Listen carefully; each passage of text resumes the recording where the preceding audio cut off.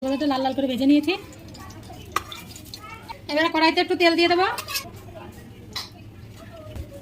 দেখুন বন্ধুরা, আজকের রেসিপি কচুর সেই শুলা কচু বলে না, সেই কচু নিয়ে নিয়েছি। এখন মাছের মাথা দিয়ে রান্না করবো, রুই মাছের মাথা দিয়ে।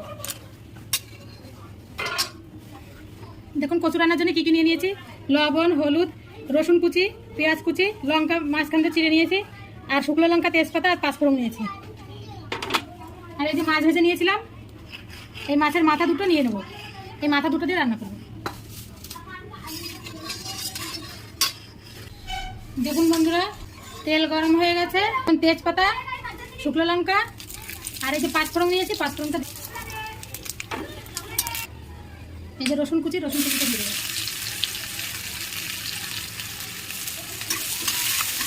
রসুন কুচি একটু নাড়াচাড়া দিয়ে এই পেঁয়াজটা দিয়ে দেবো।